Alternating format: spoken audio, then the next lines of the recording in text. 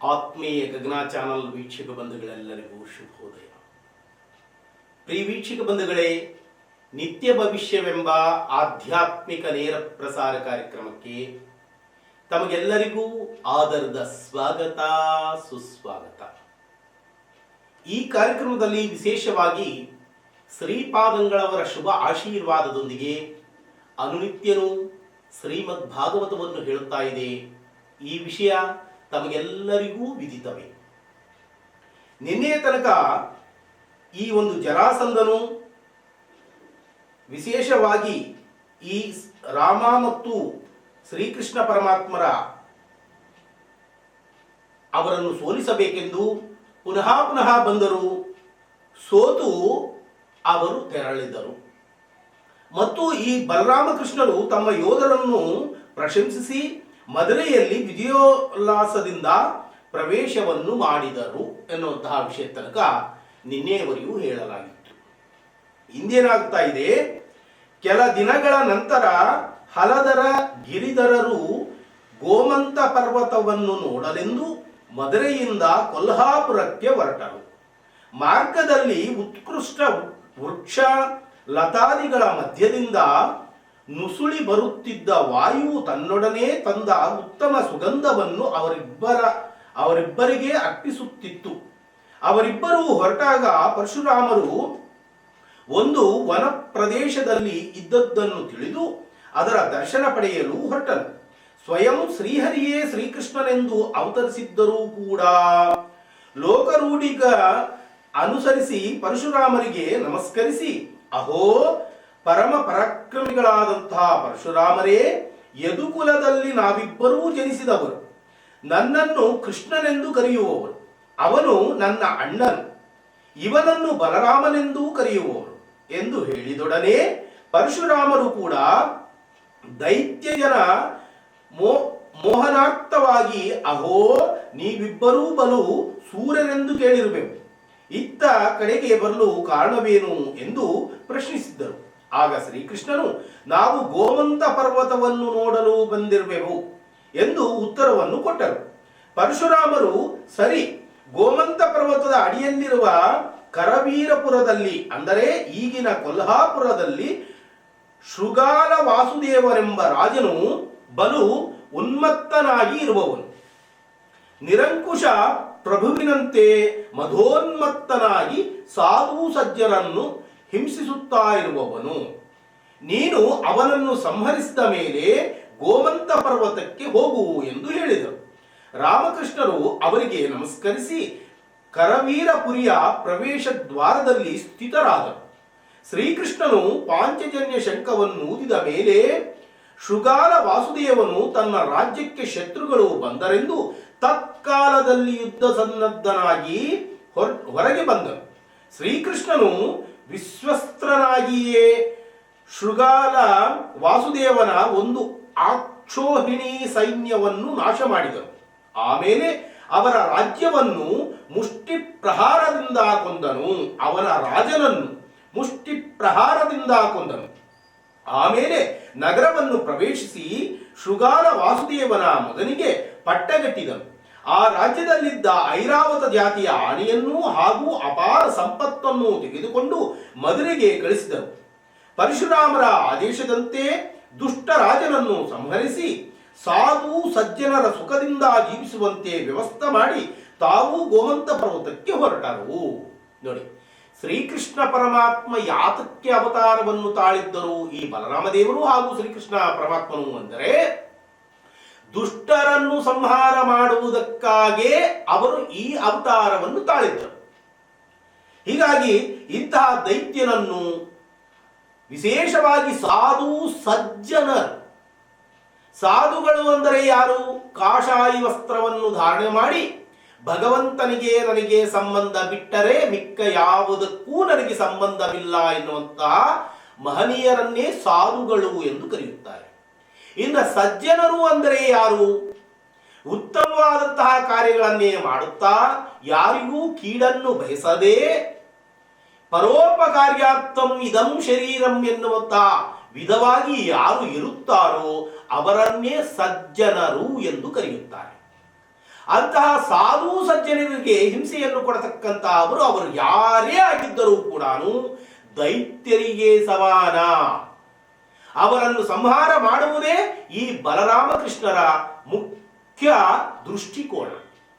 ಹೀಗಾಗಿ ಅಂಥವರನ್ನು ಸಂಹಾರ ಮಾಡುವುದಕ್ಕಾಗೇ ಅವತಾರವನ್ನು ತಾಳೆ ಬಂದಂತಹ ಮಹಾನುಭಾವರು ಎಂದರೆ ಬಲರಾಮಕೃಷ್ಣರು. ಇವನನ್ನು ಸಂಹಾರ ಮಾಡಿ ಅವನ ಮಗನಿಗೆ ಪಟ್ಟವನ್ನು ಕಟ್ಟಿದರು. ಗೋಮಂತ ಪರ್ವತವನ್ನೇರಿ ರಾಮಕೃಷ್ಣರು ಕುಳಿತ ಸಮಯದಲ್ಲಿ ಗರುಡನು ಆಕಾಶ ಮಾರ್ಗದಿಂದ ಹೊರಟಿದ್ದನು. ಆ ಗರುಡನು ಪರ್ವತದ ಮೇಲೆ ತನ್ನ ಸ್ವಾಮಿಯು ಕುಳಿತಿದ್ದನ್ನು ನೋಡಿ ಹರ್ಷದಿಂದ ಕೆಳಗಿಳಿದು ಬಂದನು. ಪರೀಕ್ಷಿತನು ಕೇಳುತ್ತಾ ಇದ್ದಾನೆ, ಆಚಾರ್ಯರೇ, ಗರುಡನು ಎಲ್ಲಿಗೆ ಹೊರಟಿದ್ದನು? ನೋಡ್ರಿ, ಸುಖಾಚಾರ್ಯರಿಗೆ ಎಂತಿಂತಹ ಒಂದು ಸಂಶಯಗಳು ಮೂಡಿ ಬರುತ್ತವೆ ಎಂದರೆ, ಗರುಡನು ಹೊರಟಿದ್ದ, ಅಲ್ಲಿ ತನ್ನ ಸ್ವಾಮಿಯು ಕುಳಿತಿದ್ದನ್ನು ನೋಡಿ ಕೆಳಗಿಳಿದು ಬಂದ ಎಂದೊಡನೆ ಪರೀಕ್ಷಿತರಾಜನಿಗೆ ಸಂಶಯ ಉಂಟಾಯಿತು. ಸ್ವಾಮಿ, ಆ ಗರುಡದೇವರು ಎಲ್ಲಿಗೆ ಹೊರಟಿದ್ದರು ಎನ್ನುವಂತಹ ಪ್ರಶ್ನೆಯನ್ನು ಸುಖಾಚಾರ್ಯರನ್ನು ಕುರಿತು ಕೇಳುತ್ತಾ ಇದ್ದಾರೆ. ಆಗ ಸುಖಾಚಾರ್ಯರು ಉತ್ತರವನ್ನು ಕೊಡುತ್ತಾ ಇದ್ದಾರೆ, ಹೇ ಪಾಂಡುಕುಲೋತ್ಪನ್ನನೇ, ಕೇಳು. ಬಲಿಚಕ್ರವರ್ತಿಯು ಒಂದು ಸಲ ವೈಕುಂಠಕ್ಕೆ ಹೋಗಿದ್ದನು. ಅಲ್ಲಿ ಶ್ರೀಹರಿಯು ಶೇಷನ ಮೇಲೆ ಸುಖದಿಂದ ಪೌಳಿಸಿದ್ದನು. ಶ್ರೀಹರಿಯ ಮಸ್ತಕದ ಮೇಲಿನ ದಿವ್ಯ ಕಿರೀಟದಲ್ಲಿ ಅತ್ಯಮೌಲ್ಯ ವಜ್ರಗಳು ಶ್ರೀಹರಿಯ ಮುಖದಿಂದ ಹೊರಸೂಸುತ್ತಿದ್ದ ತೇಜದಿಂದ ಬಹು ಶೋಭಾಯಮಾನವಾಗಿ ಕಾಣುತ್ತಿದ್ದವು.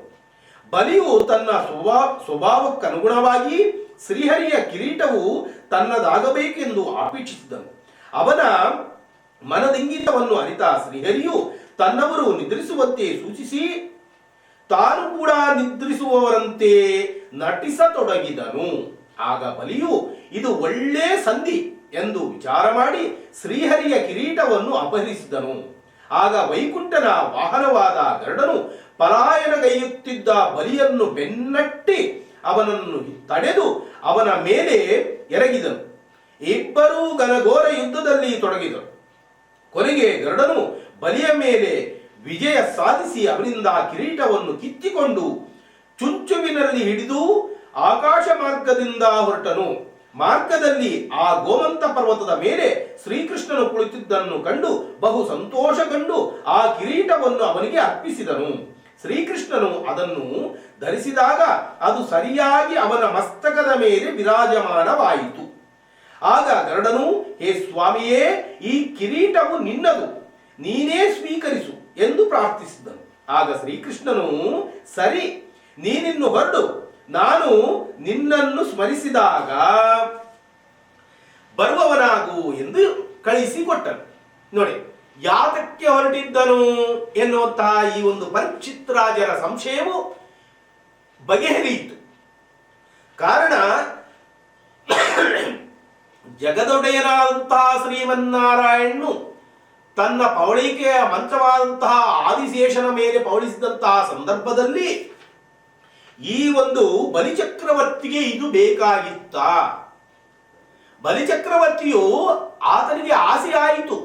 ಕಾರಣ, ವಿಶೇಷವಾದಂತಹ ಅಲಂಕಾರಗಳಿಂದ ಅಲಂಕೃತವಾದಂತಹ ಸ್ವಾಮಿಯ ಕಿರೀಟವನ್ನೇ ಅಪಹರಿಸಬೇಕು ಎನ್ನುವಂತಹ ಭಾವನೆಗೆ ಒಳಗಾದ ಈ ಬಲಿಚಕ್ರವರ್ತಿಯು ಅಂತಹ ಸಂದರ್ಭದಲ್ಲಿ ಅವನ ಮನದಾಳದ ಮಾತನ್ನು ತಿಳಿದಂತಹ ಸ್ವಾಮಿಯು ಎಲ್ಲರಿಗೂ ನಿದ್ರೆಯು ಆವರಿಸುವಂತೆ ಮಾಡಿ ತಾನು ಕೂಡ ನಿದ್ರೆಯನ್ನು ಮಾಡಿದಂತೆ ನಟನೆಯನ್ನು ಮಾಡಿದ.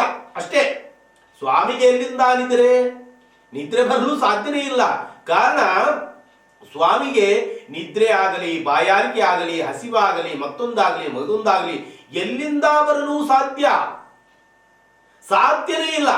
ಆದರೆ ಈ ಬಲಿಚಕ್ರವರ್ತಿಯ ಮನವನ್ನು ಅರಿತಂತಹ ಸ್ವಾಮಿಯು ನಿದ್ರೆ ಬಂದಂತೆ ನಟನೆಯನ್ನು ಮಾಡಿದ.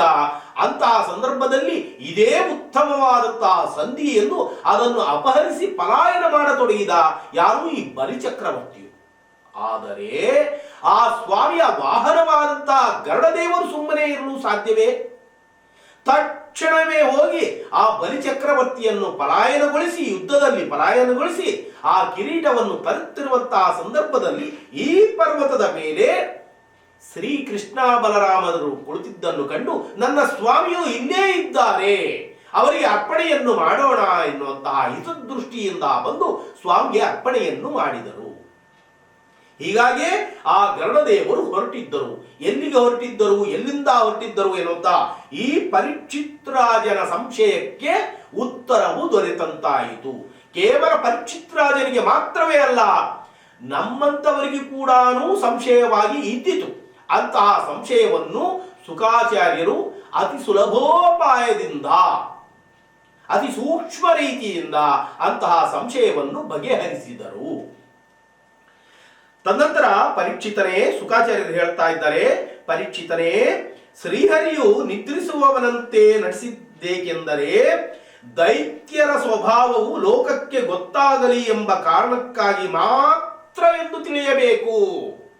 ನೋಡಿ, ಸ್ವಾಮಿಗೆ ನಿದ್ರೆ ಇರುವುದಿಲ್ಲ, ಹಸಿವೆ ಇರುವುದಿಲ್ಲ, ಬಾಯಾರಿಕೆ ಇರುವುದಿಲ್ಲ ಎನ್ನುವಂತಹ ಮಾತನ್ನು ಈಗ ತಾನೇ ನುಡಿಸಿದರು ಗುರುಗಳು.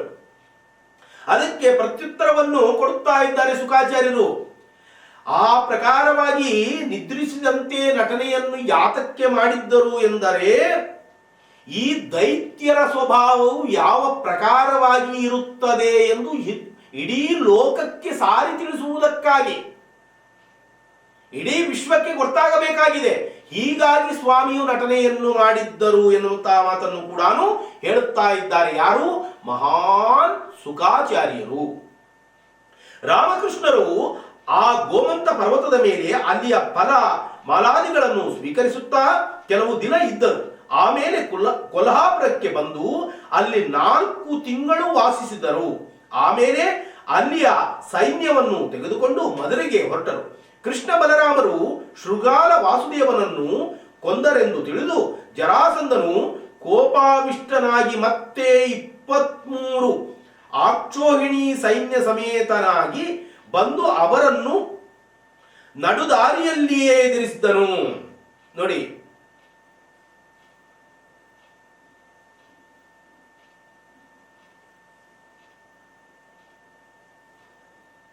ಈ ಜರಾಸಂಧನು ಎಷ್ಟು ಸಲ ಪರಾಭವಗೊಂಡಿದ್ದಾನೆ.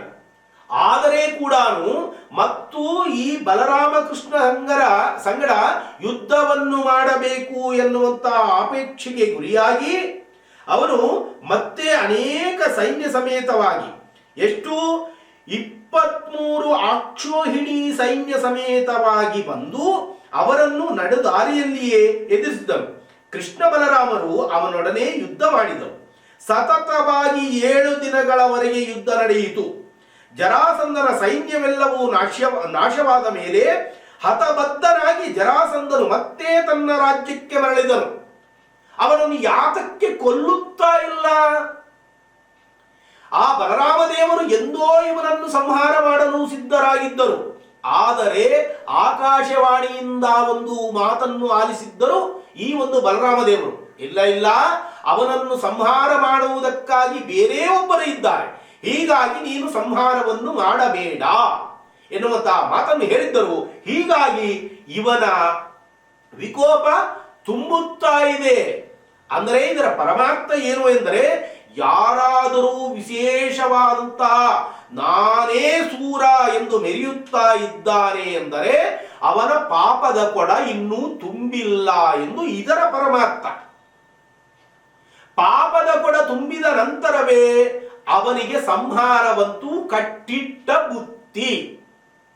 ಅದೇ ಪ್ರಕಾರವಾಗಿ ನಮ್ಮಗಳಲ್ಲಿ ಕೂಡ ವಿಧ್ವಂಸ ಕಾಂಡಗಳನ್ನು ಸೃಷ್ಟಿ ಮಾಡುತ್ತಾ ಮತ್ತೊಬ್ಬರಿಗೆ ಇಲ್ಲಸಲ್ಲದಂತಹ ತೊಂದರೆಗಳನ್ನು ಕೊಡುತ್ತಾ ಇದ್ದರೆ, ಇದೇ ಪ್ರಕಾರವಾಗಿ ಈ ಜರಾಸಂಧನು ಯಾವ ಪ್ರಕಾರವಾಗಿ ಮೆರೆಯುತ್ತಾ ಇದ್ದಾನೋ ಅದೇ ಪ್ರಕಾರವಾಗಿ ನಮ್ಮ ಜೀವನವೂ ಕೂಡ ಆಗುತ್ತದೆ. ಇದರಲ್ಲಿ ಸಂಶಯನೇ ಬೇಡ. ಅವನು ಯಾವ ಪ್ರಕಾರವಾಗಿ ಸಾಯುತ್ತಾನೆ ಅನ್ನುವಂತಹ ವಿಷಯವನ್ನು ಈಗ ನೋಡೋಣ. ಪರೀಕ್ಷಿತನೇ, ಶುಕಾಚಾರ್ಯರು ಹೇಳುತ್ತಾ ಇದ್ದಾರೆ, ಜರಾಸಂಧನು 17 ಸಲ ಯುದ್ಧ ಮಾಡಿ 17 ಸಲ ಯುದ್ಧ ಮಾಡಿ 17 ಸಲ ಜೀವದಾನವನ್ನು ಪಡೆದು ಮರಳಿದ್ದನ್ನು ಜರಾಸಂಧನ ಉಪಟಳವು ಯಾದವರೆಲ್ಲವರಿಗೆ ತಲೆನೋವು ಉಂಟು ಮಾಡಿತು. ಇಷ್ಟು ಸಲ ಸೋತು ಹೋಗಿದ್ದರೂ ಜರಾಸಂಧನು 18ನೇ ಸಲ ಮತ್ತೆ ರಣೋತ್ಸಾಹದಿಂದ ಯುಕ್ತನಾಗಿ ಮತ್ತೊಮ್ಮೆ ದಂಡೆತ್ತಿ ಬರತೊಡಗಿದನು. ಅದೇ ಸಮಯದಲ್ಲಿ ಕಾಲಯವನನು ರಾಮಕೃಷ್ಣನೊಡನೆ ಯುದ್ಧ ಮಾಡಲು ಮದುರೆಯನ್ನು ಮುತ್ತಿಕ್ಕಿದನು. ವಾಸ್ತವದಲ್ಲಿ ಯವನೇನು ಜರಾಸಂಧನಂತೆ ರಾಮಕೃಷ್ಣರ ಮೇಲೆ ಹಗೆ ಸಾಧಿಸಲು ಬಂದವನ ಅಲ್ಲ. ಅವನು ಬರುವಂತಾಗಲು ನಮ್ಮ ನಾರದರೇ ಕಾರಣರು. ಕಾಲಾಯವನನು ಗಾರ್ಗ್ಯ ಮುನಿಗಳ ಪುತ್ರನು. ಒಂದು ಸಲ ಯಾದವರು ಗಾರ್ಗ್ಯಾಚಾರ್ಯರನ್ನು ಅಪಹಾಸ್ಯಕ್ಕೀಡು ಮಾಡಿ ನಕ್ಕರು. ಆಗ ಗರ್ಗಾಚಾರ್ಯರು ಯಾದವರಿಗೆ ಭಯಪ್ರದನಾದ ಪುತ್ರನು ಜನಿಸಲೆಂದು ಮಹಾದೇವರನ್ನು ಕುರಿತು ತಪಸ್ಸನ್ನು ಮಾಡಿದರು. ಆ ಪ್ರಕಾರ ಮಹಾದೇವರು ಅವರಿಗೆ ಒಬ್ಬ ಮಗನನ್ನು ದಯಪಾಲಿಸಿದರು. ಆ ಮಗನೇ ಈ ಕಾಲಯವನೆಂದು ಪ್ರಸಿದ್ಧನಾದನು. ಕಾಲಯವನನು ಜಗತ್ತಿನಲ್ಲಿ ತಾನೇ ಸಾಮರ್ಥ್ಯಶಾಲಿ ಎಂದು ಭಾವಿಸಿ ಜಂಬದಿಂದ ತಿರುಗಾಡುತ್ತಿದ್ದನು. ಅಂಥವನಲ್ಲಿ ಒಮ್ಮೆ ನಾರದರು ಬಂದರು. ಕಾಲಯವನನು ಅವರನ್ನು ಆದರದಿಂದ ಬರಮಾಡಿಕೊಂಡನು. ನಾರದರನ್ನು ಯಥೋಚಿತವಾಗಿ ಸತ್ಕರಿಸಿದನು. ಆಗ ನಾರದರು ಅವನನ್ನು ಉದ್ದೇಶಿಸಿ, ಏ ಕಾಲಯವನನೇ, ಭೂಮಂಡಲದ ಮೇಲೆ ನಾನೇ ಪರಮಶಕ್ತಿಶಾಲಿ ಎಂದು ಎಲ್ಲರ ಮುಂದೆ ಹೇಳುತ್ತಿರುವೆಯಂತೆ. ಆದರೆ ನಿನಗಿಂತಲೂ ಶಕ್ತಿಶಾಲಿ ಪುರುಷರಿಬ್ಬರು ಇರುವವರೆಂದು ನಿನಗೆ ಗೊತ್ತಿದ್ದಂತೆ ಇಲ್ಲ. ಅವರು ಕೃಷ್ಣ ಹಾಗೂ ಬಲರಾಮರು. ಯುದ್ಧದಲ್ಲಿ ಅವರನ್ನು ನೀನು ಸೋಲಿಸಿದರೆ ನಿಜವಾದ ವೀರನೆಂದು ನಿನ್ನನ್ನು ತಿಳಿಯಬಹುದು.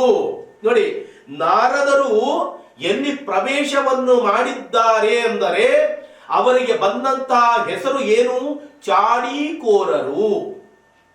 ಚಾಡಿಯನ್ನು ಹೇಳುವುದಕ್ಕಾಗೇ ಬರುತ್ತಾರೆ ಎನ್ನುವಂತ ಮಾತನ್ನು ಕೆಲವೊಬ್ಬರು ಹೇಳುತ್ತಾರೆ. ಆದರೆ ಅವರು ಚಾಡೀಕೋರರಂತೂ ಎಂದಿಗೂ ಅಲ್ಲ. ಆ ಒಂದು ನಾರದ ಮಹಾಮುನಿಗಳಲ್ಲಿ ಬಂದಿದ್ದಾರೆ ಎಂದರೆ ಇವರಿಗೆ ಒಂದು ಗತಿಯನ್ನು ಕಾಣಿಸುವುದಕ್ಕಾಗೆ. ನೋಡಿ ಎಂತಹ ಮಾತನ್ನು ಹೇಳ್ತಾ ಇದ್ದಾರೆ. ಅಪ್ಪ, ನೀನೇನೋ ದೊಡ್ಡ ವೀರಾದಿ ವೀರ ಎಂದು ಹೇಳಿಕೊಂಡು ಎಲ್ಲ ಕಡೆಗೆ ತಿರುಗುತ್ತಾ ಇರುವಿ. ಆದರೆ ಬಲರಾಮ ಕೃಷ್ಣರು ಎನ್ನುವಂತ ಇಬ್ಬರು ಮಹಾಶಕ್ತಿಶಾಲಿಗಳು ಇದ್ದಾರೆ. ಅವರ ಸಂಗಡ ನೀನು ಯುದ್ಧವನ್ನು ಮಾಡಿ ಗೆದ್ದರೆ ನೀನೇ ನಿಜವಾದಂತಹ ಬಲಶಾಲಿ ಎಂದು ನಿರೂಪಣೆಯನ್ನು ಮಾಡಿದಂತೆ ಆಗುತ್ತದೆ. ಇದರ ಪರಮಾರ್ಥ ನೀನು ಹೋಗು ಎಂದು ಅರ್ಥ. ನೀನು ಅಲ್ಲಿಗೆ ಹೋಗು ಎಂದು ಅರ್ಥ ಎಂದು ಹೇಳಿದರು.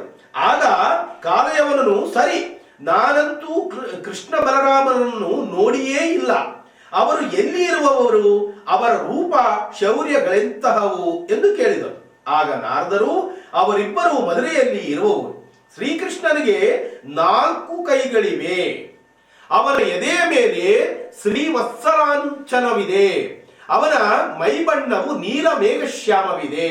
ಆದರೆ ಅವನು ಪರಮ ಮನೋಹರ ರೂಪದಿಂದ ನೋಡುವವರ ಮನಸೆಳೆಯುವವನು. ಕೊರಳಲ್ಲಿ ದಿವ್ಯ ಕೌಸ್ತುಭಮಣಿಯಿಂದ ಅಲಂಕೃತನಾಗಿ ಇರುವವನು. ಪೀತಾಂಬರವನ್ನು ಪರಿಧಾನ ಮಾಡಿದ ಅವನು ಯಾವಾಗಲೂ ನಸುನಗುತ್ತಲೇ ಮಾತನಾಡುವವನು. ಅವನ ಜೊತೆಗಾರನಾಗಿ ತಿರುಗಾಡುವನೇನೋ. ಬಲರಾಮನು, ನಿನ್ನ ಸಂಶಯ ಪರಿಹಾರವಾಯಿತೇ ಎಂದು ಕೇಳಿದನು. ಕಾಲಯವನನು, ಸರಿ ನಾರದರೆ, ನಾನು ಹಿಂದೆ ಹೊರಡುವೆನು. ಅವರಿಬ್ಬರನ್ನು ಎದುರಿಸಿ ನನ್ನ ಬಾಹು ಸಾಮರ್ಥ್ಯದಿಂದ ಅವರನ್ನು ನಾಶ ಮಾಡುವೆನು. ನೀವು ಮತ್ತೊಮ್ಮೆ ಇತ್ತ ಕಡೆ ಬಂದಾಗ ನನ್ನಲ್ಲಿ ಅವಶ್ಯವಾಗಿ ಬನ್ನಿರಿ. ಅಷ್ಟರಲ್ಲಿ ನಾನು ಅವರಿಬ್ಬರನ್ನು ನಾಶ ಮಾಡುವುದನ್ನು ನೀವು ತಿಳಿಯುವಂತಾಗುವುದು ಎಂದು ನಾರದರಿಗೆ ಉಪದೇಶವನ್ನು ಮಾಡುತ್ತಾ ಇದ್ದಾನೆ. ನಾರದರಿಗೆ ಎಲ್ಲ ಗೊತ್ತು, ಮುಂದೆ ಏನಾಗುತ್ತದೆ ಎನ್ನುವಂತಹ ವಿಷಯ ಕೂಡ ಚೆನ್ನಾಗಿ ಗೊತ್ತು. ಆದರೆ ಇವನು ಆ ನಾರದರಿಗೆ ಹೇಳ್ತಾ ಇದ್ದಾರೆ, ನಾನೇ ಇಂದು ಹೊರಡುತ್ತೇನೆ. ಪುನಃ ತಾವು ಈ ಕಡೆಗೆ ಏನಾದರೂ ಬಂದಾಗ ನನ್ನನ್ನು ಭೇಟಿಯಾಗಿ ಹೋಗಿರಿ, ಕಾರಣ ಅವರನ್ನು ನಾಶ ಮಾಡಿ ನಾನು ಬರುತ್ತೇನೆ ಎನ್ನುವಂತಹ ಮಾತನ್ನು ಹೇಳುತ್ತಾ ಇದ್ದಾನೆ. ಅದಕ್ಕೆ ಪರಿಹಾಸವಾಗಿ ನಾರದರು ನಕ್ಕರೇನೋ ಗೊತ್ತಿಲ್ಲ. ಆದರೆ ಮುಂದೇನಾಗ್ತಾ ಇದೆ, ದ್ವಾರಕಾನಗರ ನಿರ್ಮಾಣ. ಕಾಲಯವನನು ತನ್ನ ಬಾಹು ಸಾಮರ್ಥ್ಯವನ್ನು ಸಿದ್ಧಪಡಿಸಿ ಕೃಷ್ಣ ಬಲರಾಮರನ್ನು ಹುಡುಕಿಕೊಂಡು ಬಂದನು. ತನ್ನ ಮ್ಲೇಚ್ಛ ಸೈನಿಕರಿಂದ ಕೂಡಿಕೊಂಡು ಮದುರೆಯನ್ನು ಮುತ್ತಿಕ್ಕಿದನು. ನಗರದಲ್ಲಿದ್ದ ಶ್ರೀಕೃಷ್ಣನು ಕಾಲಯವನ ಆಕ್ರಮಣ ವಾರ್ತೆಯನ್ನು ಅರಿತು ಬಲರಾಮನೊಂದಿಗೆ ವಿಚಾರ ವಿನಿಮಯ ಮಾಡತೊಡಗಿದನು. ಅಣ್ಣ, ನಮ್ಮ ಯಾದವರು ಈವರೆಗೆ ಒಟ್ಟು 17 ಸಲ ಜರಾಸಂಧನೊಡನೆ ಯುದ್ಧ ಮಾಡಿ ಪ್ರತಿ ಸಲ ವಿಜಯವನ್ನು ಸ್ಥಾಪಿಸಿದರು. ನಾವು ಕೂಡ ಅವನು ಪ್ರತಿ ಸಲ ತಂದಂತಹ ಸೈನ್ಯವನ್ನೆಲ್ಲ ನಾಶ ಮಾಡಿದವು. ಇನ್ನು ಈ ಕಾಲಯವನ್ನು ನಗರದ ಹೊರವಲಯದಲ್ಲಿ ಮ್ಲೇಚ್ಛ ಸೈನಿಕರಿಂದೊಡಗೂಡಿ ನಮ್ಮ ಮೇಲೆ ಆಕ್ರಮಣ ಮಾಡಲು ಸಿದ್ಧನಾಗಿರುವವನು. ಅತ್ತ ಮಗಧ ದೇಶದಿಂದ ಹೊರಟ ಜರಾಸಂಧನು ಪುನಃ ನವಚೈತನ್ಯದಿಂದ ಯುಕ್ತನಾಗಿ ಇತ್ತ ಕಡೆಗೆ ಬರುತ್ತಿರುವವನು. ಸದ್ಯ ನಾವು ಈ ಕಾಲಯವನ್ನೆಯ ಕಾಳಗದಲ್ಲಿ ನಮ್ಮ ಯೋಧರನ್ನು ಯೋಚಿಸಿದರೆ ಅತ್ತಿಂದ ಜರಾಸಂಧನು ಬಂದು ನಮ್ಮ ಮೇಲೆ ಬೀಳುವನು. ಕೇವಲ ನಾವಿಬ್ಬರೇ ಕಾಲಯವನೊಡನೆ ಯುದ್ಧಕ್ಕೆ ನಿಂತವೆಂದು ತಿಳಿ ಆಗ ಜರಾಸಂಧನು ನಮ್ಮ ಯೋಧರನ್ನು ಸದೆಬಡಿದು ಬಂಧಿಸುವನು. ಆದ್ದರಿಂದ ನಾವು ಈ ಸಲ ಬೇರೆ ಉಪಾಯ ಹೂಡೋಣ ಎಂದು ಹೇಳಿ ದೇವತೆಗಳ ಅಭಿಯಂತನಾದ ವಿಶ್ವಕರ್ಮನನ್ನು ಕರೆಯಿಸಿ ಪಶ್ಚಿಮ ಸಮುದ್ರ ಮಧ್ಯದಲ್ಲಿ ಒಂದು ನಗರವನ್ನು ನಿರ್ಮಿಸುವಂತೆ ಆಜ್ಞಾಪಿಸಿದನು. ವಿಶ್ವಕರ್ಮನು ಶೀಘ್ರವೇ ಆ ನವನಗರದ ಯೋಜನೆಯನ್ನು ಸಿದ್ಧಪಡಿಸಿಕೊಂಡನು. ಆದರೆ ಸಮುದ್ರ ಮಧ್ಯದಲ್ಲಿ ನಗರ ನಿರ್ಮಾಣ ಮಾಡಬೇಕೆಂದರೆ ನಡುಗಡ್ಡೆ ಬೇಕೆಂದು ಶ್ರೀಕೃಷ್ಣನಿಗೆ ತಿಳಿಸಿದನು. ಶ್ರೀಕೃಷ್ಣನು ವರ್ಣನಿಗೆ ತನ್ನ ಅವಶ್ಯಕತೆಯನ್ನು ತಿಳಿಸಿದೊಡನೆ ವರ್ಣನು ಪರಮಾನಂದಭರಿತನಾಗಿ ಸಮುದ್ರದ ಮಧ್ಯದಲ್ಲಿ ಒಂದು ಹಿರಿದಾದ ನಡುಗಡ್ಡೆಯನ್ನು ಮೇಲಕ್ಕೆತ್ತಿಕೊಟ್ಟನು. ತನ್ನ ಮಧ್ಯದಲ್ಲಿ ಪರಮಪುರುಷನು ಹೊಸ ನಗರವನ್ನು ನಿರ್ಮಿಸಿ ಅಲ್ಲಿ ವಾಸ ಮಾಡುವೆನೆಂದು ತಿಳಿದು ಸಮುದ್ರದ ಆನಂದೋದ್ರೇಕ ಸಂಕೇತವೆಂದು ತನ್ನ ತೆರೆಗಳನ್ನು ಎತ್ತಿ ಎತ್ತಿ ಅಪ್ಪಳಿಸಿತು. ಅಂತೂ ಹೊರಬಂದ ವಿಶಾಲವಾದ ನಡುಗಡ್ಡೆಯ ಮೇಲೆ ವಿಶ್ವಕರ್ಮನು ಶ್ರೀಹರಿಯ ನಿವಾಸಕ್ಕೆ ಅತ್ಯಂತ ಯೋಗ್ಯವೆನಿಸಿದಂತಹ ನಗರವನ್ನು ನಿರ್ಮಿಸಿದನು. ಆ ನಗರದ ಸುತ್ತಲೂ ಅಭೇದ್ಯವಾದ ಕೋಟೆ ಗೋಡೆಗಳನ್ನು ನಿರ್ಮಿಸಿದನು. ಶ್ರೀಹರಿಗಾಗಿ ನಿರ್ಮಾಣಗೊಂಡ ನಗರದ ಸುದ್ದಿಯನ್ನರಿತು ಇಂದ್ರನು ಸುಧರ್ಮ ಸಭೆಯನ್ನು ಶ್ರೀಹರಿಗೆ ಅರ್ಪಿಸಿದನು. ವರ್ಣನು ಒಂದು ಕಿವಿ ಮಾತ್ರ ಕರ್ರಗಿದ್ದ ಶುಭ್ರ ಶರೀರ ಬಣ್ಣದ ಒಂದು 1000 ಅಶ್ವಗಳನ್ನು ಶ್ರೀಕೃಷ್ಣನಿಗೆ ಅರ್ಪಿಸಿದನು. ರತ್ನಗಳಿಂದ ಪೂರ್ಣವಾದ ಅಕ್ಷಯವಾದ 8 ಕೋಶಗಳನ್ನು ಕುಬೇರನು ವಸುದೇವ ಸುತನಿಗೆ ಅರ್ಪಿಸಿದನು. ಆಮೇಲೆ ಲೋಕಪಾಲಕರೆಲ್ಲರೂ ತಮ್ಮ ತಮ್ಮ ಐಶ್ವರ್ಯವನ್ನು ಕಳಿಸಿದರು. ಪರಮಾತ್ಮನಿಂದ ದೊರೆತದ್ದನ್ನು ಪರಮಾತ್ಮನು ಅವತರಿಸಿದಾಗ ಅವನಿಗೆ ಸಮರ್ಪಣೆ ಮಾಡಿದರು. ನೋಡಿ, ಇಲ್ಲಿ ಎಂತಹ ಮಾತನ್ನು ಹೇಳುತ್ತಾ ಇದ್ದಾರೆ. ಪರಮಾತ್ಮನಿಂದ ದೊರೆತಂತಹ ಪದಾರ್ಥವನ್ನು ಪರಮಾತ್ಮನಿಗೆ ಅರ್ಪಣೆಯನ್ನು ಮಾಡಿದರು. ಇದನ್ನು ನಾವು ಕೂಡ ನಮ್ಮ ಜೀವನದಲ್ಲಿ ಅಳವಡಿಸಿಕೊಳ್ಳಬೇಕಾಗಿದೆ. ಕಾರಣ ಕೆಲವೊಬ್ಬರಲ್ಲಿ ನಾನು ಗಳಿಸಿದ್ದು ಏನಿದೆ ಸ್ವಾಮಿ? ಎಲ್ಲ ಪರಮಾತ್ಮ ಕೊಟ್ಟಂತಹ ಪದಾರ್ಥವೇ, ಪರಮಾತ್ಮನಿಂದಲೇ ದೊರೆತಿರುವುದು. ಹೀಗಾಗಿ ಪರಮಾತ್ಮ ಕೊಟ್ಟಂತಹ ಪದಾರ್ಥವನ್ನು ಪರಮಾತ್ಮನಿಗಾಗಿ ಅರ್ಪಣೆಯನ್ನು ಮಾಡುವುದಕ್ಕಾಗಿ ನಮ್ಮ ಗಂಟು ಏನು ಹೋಗುತ್ತದೆ ಎನ್ನುವಂತಹ ಮಾತನ್ನು ಇಲ್ಲಿ ಅವರು ಮಾತನಾಡದೆ ಅರ್ಪಣೆಯನ್ನು ಮಾಡಿದ್ದಾರೆ. ಎಲ್ಲ ರೀತಿಯಿಂದಲೂ ಸಮುದ್ರದ ಮಧ್ಯದ ನಗರವು ಸುಸಜ್ಜಿತವಾದ ವಿಷಯವನ್ನು ಶ್ರೀಕೃಷ್ಣನ್ ತಿಳಿದು ತನ್ನ ಯೋಗ ಸಾಮರ್ಥ್ಯದಿಂದ ಸಮಸ್ತ ಯಾದವರನ್ನು ಅಲ್ಲಿ ಸ್ಥಳಾಂತರಿಸಿದನು. ಹೊಸ ನಗರವನ್ನು ದ್ವಾರಕೆ ಎಂದು ಕರೆದನು. ಯಾದವರೆಲ್ಲರೂ ನಿದ್ರಿಸ್ತರಾಗಿದ್ದಾಗ ಸ್ಥಳಾಂತರಗೊಂಡರು. ಮರುದಿನ ಎದ್ದು ನೋಡಿದಾಗ ತಾವಿದ್ದ ನಗರದ ಸುತ್ತಲೂ ಸಮುದ್ರ ಹೇಗೆ ಬಂದಿತೆಂದು ವಿಸ್ಮಯಗೊಂಡರು. ಕಾಲಾಂತರದಲ್ಲಿ ಶ್ರೀಕೃಷ್ಣನ ಯೋಗ ಸಾಮರ್ಥ್ಯದ ಪರಿಣಾಮವಿದು ಎಂದು ಹೊಸ ಸ್ಥಳಕ್ಕೆ ಹೊಂದಿಕೊಂಡರು.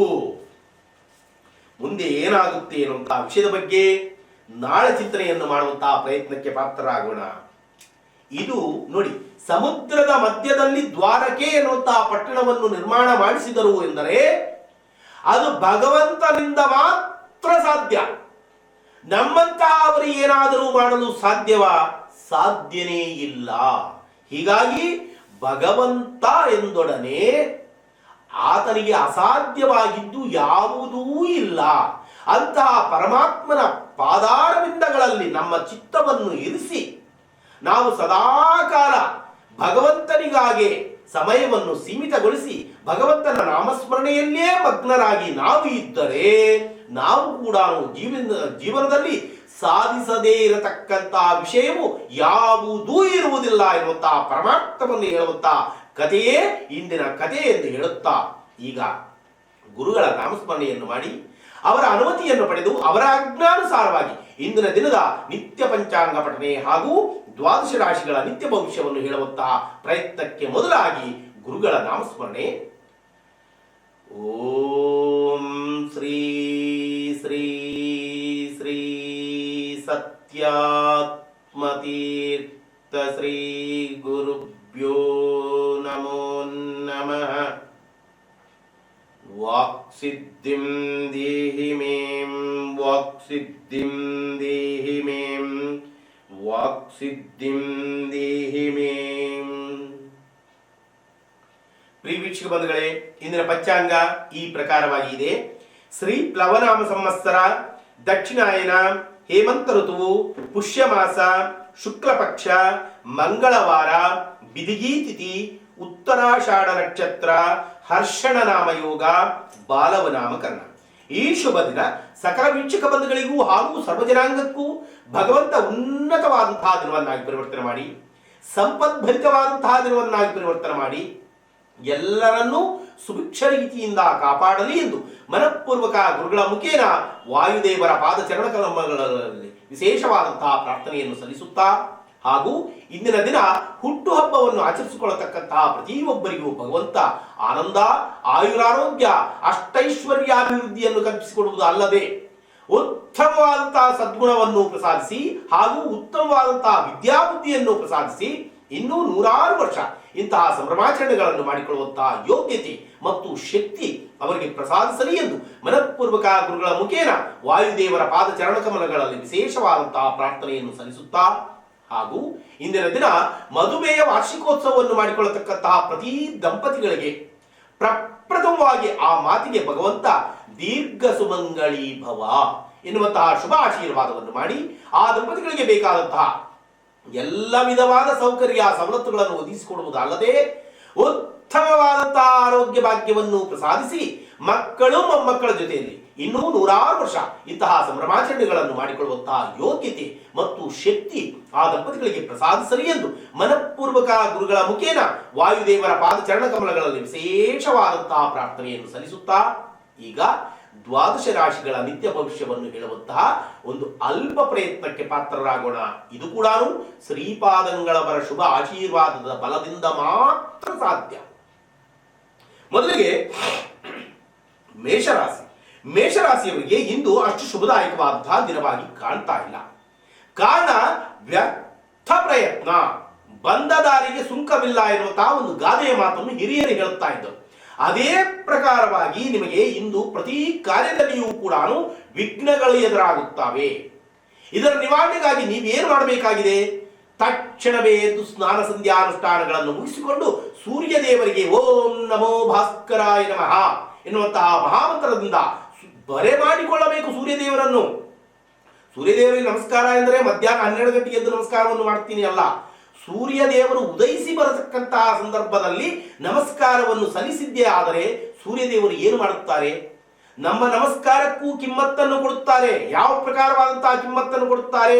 ನಮ್ಮ ದೇಹದಲ್ಲಿ ಅಡಗಿರತಕ್ಕಂತಹ ರೋಗಗಳನ್ನು ಮತ್ತು ಪಾಪಗಳನ್ನು ಕೂಡ ಸೇಕರಣೆ ಮಾಡುತ್ತಾರೆ.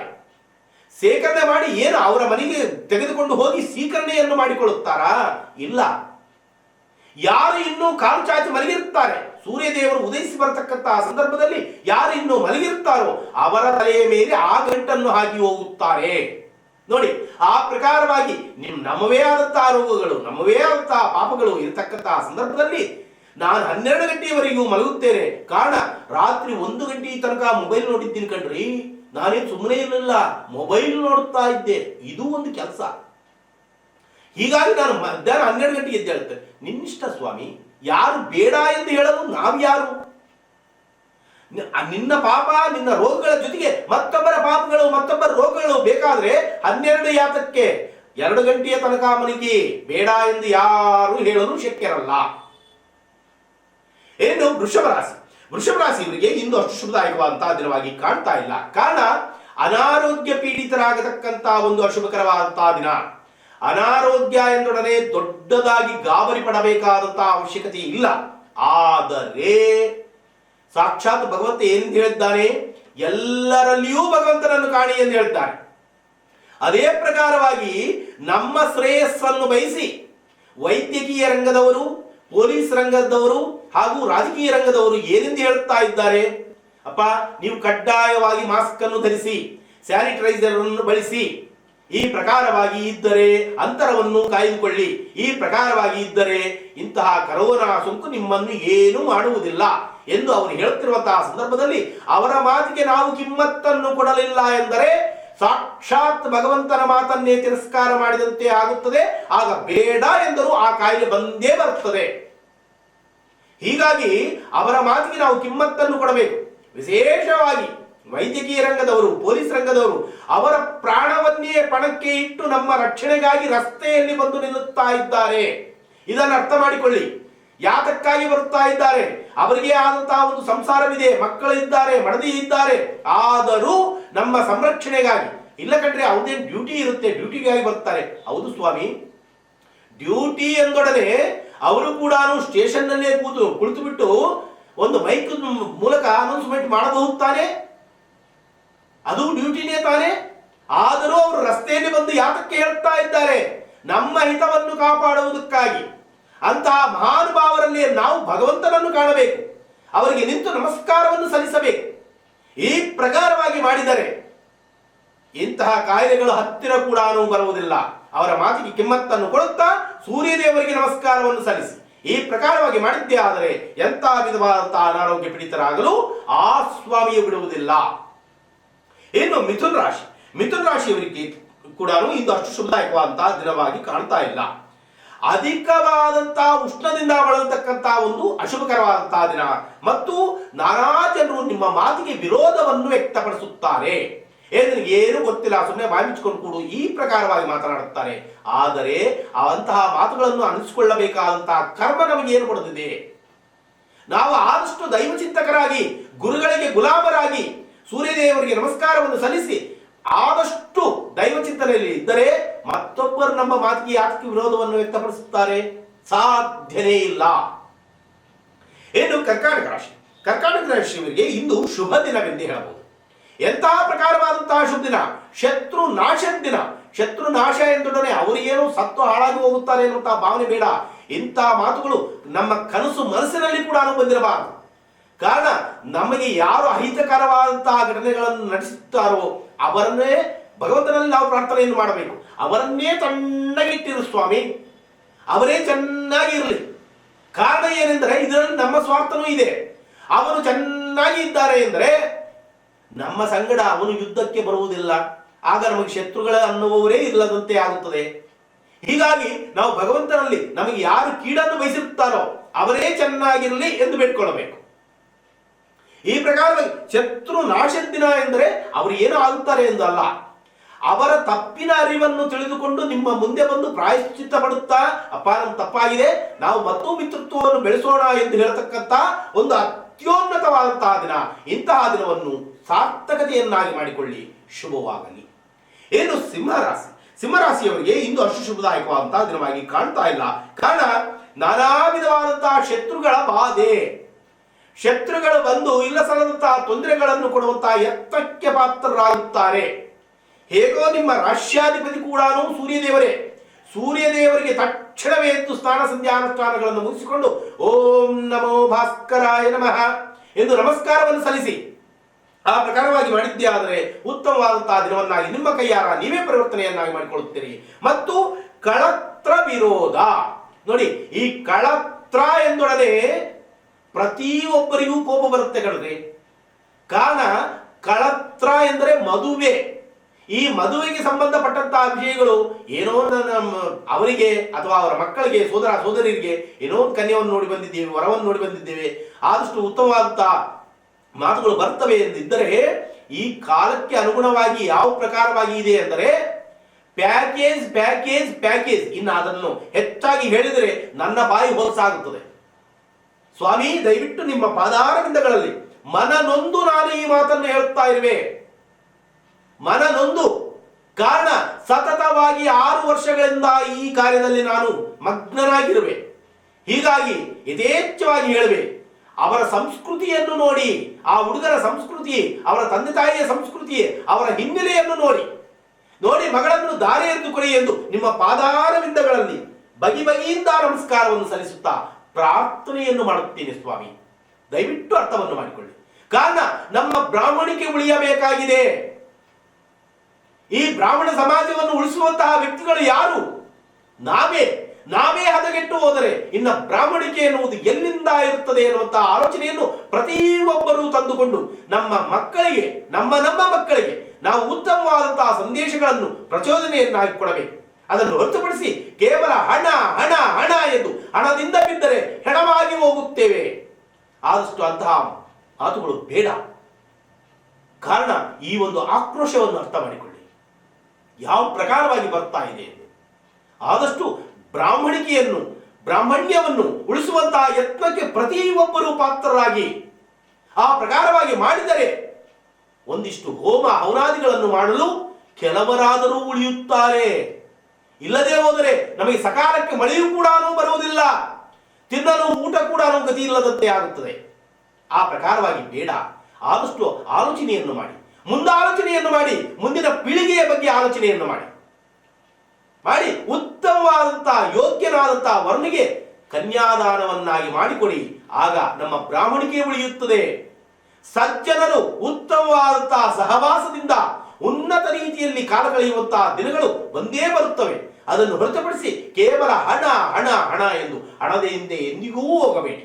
ನೀವು ಹೋಗುವುದೇ ಆದರೆ, ಹಿಂಬಾಲಿಸುವುದೇ ಆದರೆ ಗುರುಗಳನ್ನು ಹಿಂಬಾಲಿಸಿ, ಭಗವಂತನನ್ನು ಹಿಂಬಾಲಿಸಿ, ಅದರಲ್ಲಿ ಸಾಧನೆಯನ್ನು ಮಾಡಿ ತೋರಿಸಿ. ಅದನ್ನು ಹೊರತುಪಡಿಸಿ ಕೇವಲ ಹಣ ಹಣ ಹಣ ಹಣ ಹಣ ಇದು ಬೇಡವೇ ಬೇಡ. ಇದು ಮಾನವ ಕುಲಕ್ಕೆ ಒಳ್ಳೆಯದಲ್ಲ. ಇನ್ನು ಕನ್ಯಾರಾಶಿಯವರಿಗೆ ಕೂಡ ಇಂದು ಅಷ್ಟು ಶುಭದಾಯಕವಾದಂತಹ ದಿನವಾಗಿ ಕಾಣ್ತಾ ಇಲ್ಲ. ಕಾರಣ ವೃಥಾ ಸಂಚಾರ, ವ್ಯರ್ಥ ಪ್ರಯತ್ನ ಮತ್ತು ನಾನಾ ಜನರು ನಿಮ್ಮ ಮಾತಿಗೆ ವಿರೋಧವನ್ನು ವ್ಯಕ್ತಪಡಿಸುತ್ತಾರೆ. ಹೀಗಾಗಿ ನೀವು ಕೂಡ ಸೂರ್ಯದೇವರಿಗೆ ನಮಸ್ಕಾರವನ್ನು ಸಲ್ಲಿಸಿ. ಇನ್ನು ತುಲಾರಾಶಿಯವರಿಗೆ ಇಂದು ಶುಭ ದಿನವೆಂದೇ ಹೇಳಬಹುದು. ಎಂತಹ ಪ್ರಕಾರವಾದಂತಹ ಶುಭ ದಿನ ಎಂದರೆ ನಿಮ್ಮ ಯೋಗ್ಯತಾನುಸಾರವಾಗಿ ಪ್ರತಿ ಕಾರ್ಯದಲ್ಲಿಯೂ ಕೂಡ ವಿಶೇಷವಾದಂತಹ ಧನಲಾಭ ಮತ್ತು ನಿಮ್ಮ ಮೇಲಧಿಕಾರಿಗಳ ದರ್ಶನ ಭಾಗ್ಯದಿಂದ ಉತ್ತಮವಾದಂತಹ ಕಾರ್ಯ ಸಾಧನೆ ಆಗೇ ಆಗುತ್ತದೆ ಎನ್ನುವಂತಹ ಮಾತಿನಲ್ಲಿ ಸಂದೇಹನೇ ಬೇಡ. ಇಂತಹ ಪವಿತ್ರವಾದಂತಹ ದಿನವನ್ನು ಸದ್ವಿನಿಯೋಗ ಮಾಡಿಕೊಳ್ಳಿ. ಶುಭವಾಗಲಿ. ಏನು ವೃಶ್ಚಿಕ ರಾಶಿಯವರಿಗೆ ಇಂದು ಅಷ್ಟು ಶುಭದಾಯಕವಾದಂತಹ ದಿನವಾಗಿ ಕಾಣ್ತಾ ಇಲ್ಲ. ನಾನಾ ತರವಾದಂತಹ ಚಿಂತೆಗಳು ತಲೆಯಲ್ಲಿ ಬರುತ್ತವೆ. ಇದರಿಂದ ಜಿಗುಪ್ಸೆ ಎನ್ನುವುದು ಉಂಟಾಗುತ್ತದೆ. ಏನಪ್ಪಾ ಜೀವನ, ಯಾರಿಗಪ್ಪ ಜೀವನ, ಅಯ್ಯೋ ಸ್ವಾಮಿ ನಿನಗಾಗೇ ಜೀವನ, ಜನ್ಮವನ್ನು ಪಡೆದು ಬಂದಿದ್ದೇವೆ, ಏನೋ ಒಂದು ಸಾಧನೆಯನ್ನು ಸಾಧಿಸಲೇಬೇಕಾಗಿದೆ. ಹೀಗಾಗಿ ಏನಪ್ಪಾ ಜೀವನ ಅಂದ್ರೆ ಅದಕ್ಕೆ ಅರ್ಥನೇ ಇಲ್ಲ. ಅದನ್ನು ಮರೆತು ಪ್ರಪ್ರಥಮವಾಗಿ ಸೂರ್ಯದೇವರಿಗೆ ನಮಸ್ಕಾರವನ್ನು ಸಲ್ಲಿಸಿ. ಏನು ಧನುರಾಶಿಯವರಿಗೆ ಕೂಡ ಇಂದು ಅಷ್ಟು ಶುಭದಾಯಕವಾದಂತಹ ದಿನವಾಗಿ ಕಾಣ್ತಾ ಇಲ್ಲ. ಕಾರಣ ಅನಾರೋಗ್ಯ ಪೀಡಿತರಾಗತಕ್ಕಂತಹ ಒಂದು ಶುಭಕರವಾದಂತಹ ದಿನ. ಇದರಿಂದ ಧನ ಹಾನಿ ಮತ್ತು ಮಾನಹಾನಿ ಕೂಡ ಆಗತಕ್ಕಂತಹ ಒಂದು ಅಶುಭಕರವಾದಂತಹ ದಿನವಾಗಿ ಕಾಣ್ತಾ ಇದೆ. ಇದರ ನಿವಾರಣೆಗಾಗಿ ನೀವು ಕೂಡ ಸೂರ್ಯದೇವರಿಗೆ ನಮಸ್ಕಾರವನ್ನು ಸಲ್ಲಿಸಿ. ಇನ್ನು ಮಕರ ರಾಶಿಯವರಿಗೆ ಇಂದು ಅಷ್ಟು ಶುಭದಾಯಕವಾದಂತಹ ದಿನವಾಗಿ ಕಾಣ್ತಾ ಇಲ್ಲ. ಕಾರಣ ಬಂಧು ಬಳಗದವರೇ ವಿರೋಧವನ್ನು ವ್ಯಕ್ತಪಡಿಸುತ್ತಾರೆ. ಯಾರೋ ದಾರಿ ತುಕ್ಕುವ ದಾಸ ಏನೋ ಅಂದಿದ್ದಾನೆ ಅಂದರೆ ತಲೆಯನ್ನು ಕೆಡಿಸಿಕೊಳ್ಳಬೇಕಾದಂತಹ ಅವಶ್ಯಕತೆ ಇಲ್ಲ. ಆದರೆ ಈ ಬಂಧು ಬಳಗ ವಿರೋಧವನ್ನು ವ್ಯಕ್ತಪಡಿಸುವಂತವರು ಬಂಧು ಬಳಗ, ಇಂತಹ ಬಂಧು ಬಳಗ ಬೇಕು. ಸೂರ್ಯದೇವರಿಗೆ ನಮಸ್ಕಾರವನ್ನು ಮಾಡಿ ಇವರನ್ನು ಹಟ್ಟಿಸಿ ಓಡಿಸುತ್ತಾರೆ ಎನ್ನುವಂತಹ ಮಾತಿನಲ್ಲಿ ಸಂದೇಹನೇ ಬೇಡ. ಇನ್ನು ಕುಂಭರಾಶಿಯವರಿಗೆ ಇಂದು ಶುಭ ದಿನವೆಂದು ಹೇಳಬಹುದು. ಎಂತಹ ಪ್ರಕಾರವಾದಂತಹ ಶುಭ ದಿನ ಎಂದರೆ ವಿಶೇಷವಾದಂತಹ ಧನಾಗಮನ. ಆ ಧನವನ್ನು ತೆಗೆದುಕೊಂಡು ಹಾಗೆ ಬ್ಯಾಂಕಿನಲ್ಲಿ ಹೋಗಿ ಇಡುವುದಿಲ್ಲ. ಮನೆಗೆ ಅಲಂಕಾರಾರ್ಥವಾದಂತಹ ವಸ್ತುಗಳನ್ನು ಸಂಗ್ರಹ ಮಾಡಿ ಮನೆಯಲ್ಲಿ ಇರತಕ್ಕಂತಹ ಎಲ್ಲವರಿಗೆ ತೋರಿಸಿ ಅವರ ಮುಖದಲ್ಲಿ ಮಂದಹಾಸವನ್ನು ಕಾಣತಕ್ಕಂತಹ ಒಂದು ಪವಿತ್ರವಾದಂತಹ ದಿನ ಇದು ಕುಂಭರಾಶಿಯವರ ಪಾಲಿಗೆ ಶುಭವಾಗಲಿ. ಇನ್ನು ಕೊನೆಯದಾದಂತಹ ರಾಶಿ ಮೀನರಾಶಿಯವರಿಗೆ ಇಂದು ಶುಭ ದಿನ, ಸುದಿನ, ಪರ್ವದಿನ ಎಂದು ಹೇಳಿದರೆ ಕೂಡ ತಪ್ಪಾಗಲಾರದು. ಕಾರಣ ಏನೆಂದರೆ ಮನೋರಥ ಸಿದ್ಧಿ ಎಂದು ಹೇಳುತ್ತಾರೆ. ನಿಮ್ಮ ಮನಸ್ಸಿನಲ್ಲಿ ಅನೇಕ ದಿನಗಳಿಂದ ಒಂದು ಕಾರ್ಯ ಸಾಧನೆ ಆಗಬೇಕು ಎನ್ನುವಂತ ಚಪಲದಲ್ಲಿ ಇರುತ್ತೀರಿ. ಆದರೆ ಇಂದು ಅಲ್ಪ ಪ್ರಮಾಣದ ಪ್ರಯತ್ನವನ್ನು ಪಟ್ಟರೂ ನಿಶ್ಚಯವಾಗಿಯೂ ಕಾರ್ಯ ಸಾಧನೆ ಆಗೇ ಆಗುತ್ತದೆ ಎನ್ನುವಂತಹ ಮಾತಿನಲ್ಲಿ ಸಂದೇಹನೇ ಬೇಡ ಎಂದು ಹೇಳುತ್ತಾ ಈ ಕಾರ್ಯಕ್ರಮವನ್ನು ಇಲ್ಲಿಗೆ ಅಂತ್ಯಗೊಳಿಸುವ ಮುನ್ನ ಸಾಕ್ಷಾತ್ ಭಗವಂತನ ಪಾದಾರವಿಂದಗಳಲ್ಲಿ ಪ್ರಾರ್ಥನೆ ಸಲ್ಲಿಸುವುದು ಏನೆಂದರೆ ಸರ್ವೇ ಜನಾಃ ಸುಖಿನೋ ಭವಂತು, ಸಮಸ್ತ ಸನ್ಮಂಗಳಾನಿ ಭವಂತು, ಸರ್ವಂ ಶ್ರೀಕೃಷ್ಣಾರ್ಪಣಮಸ್ತು ಎಂದು ಇಷ್ಟರ ತನಕ ನುಡಿದಂತಹ ಪ್ರತಿ ಅಕ್ಷರವನ್ನು ಶ್ರೀಕೃಷ್ಣ ಪರಮಾತ್ಮನ ಪಾದಕ್ಕೆ ಅರ್ಪಣೆಯನ್ನಾಗಿ ಮಾಡುತ್ತಾ ಪುನಃ ನಾಳೆ ಭೇಟಿಯಾಗುವ ನಿಮ್ಮೆಲ್ಲರ ಪ್ರೀತಿಯ ಪ್ರಾಣೇಶ್. ನಮಸ್ಕಾರ.